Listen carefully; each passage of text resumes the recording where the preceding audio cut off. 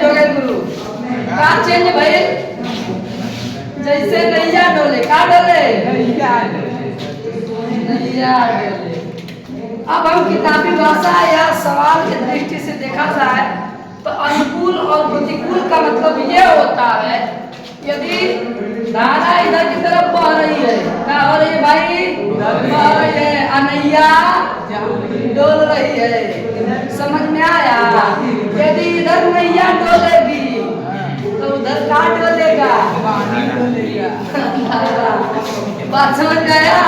यदि धारा भी इधर चल रहा है, वो भी इधर चल रहा है, तो इसी धरवा को या इसी चलवा को बोलते हैं अनुकूल चाल। क्या बोलते हैं?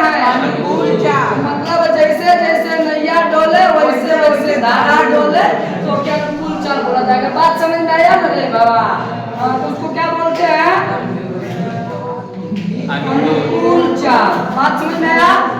लेकिन नैया उल्टा डोले, धारा सीधा डोले, का मतलब एक दूसरे के विपरीत। जब विपरीत डोलेगा इसे क्या बोलते हैं? प्रतिकूल चाल। मतलब धारा इधर नाव इधर, इसे क्या बोलते हैं मेरे भाई? प्रतिकूल चाल बोलते हैं। बात समझ में आया? अब मैं बात करूं इसे अनुकूल चाल की, तो अनुकूल चाल स्पीड बेस अधिक होता है, प्रतिकूल चाल की स्पीड कम होता है। क्यों? क्योंकि तुम सपोज दैट, अब तुम सोचो यदि हवा बहता है, हवा जब तेज आंधी आती है तो हम जब साइकिल चलाते हैं तो हम हवा का विरोध करते हैं तो हमारी गति क्या होती है? स्लो हो जाती है ना।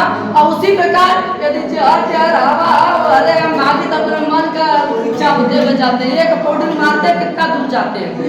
बात समझ आया? तो इसका मतलब अनुकूल चाल में धारा की चाल और नाव की चाल दोनों जुड़ जाता है। अब प्रतिकूल चाल में नाव के चलवा पे से धरवा का चलवा हटा देते हैं। मेरी बातें समझ में आ गई सबको? हाँ, इसने समझ लिया, सवाल बनाया।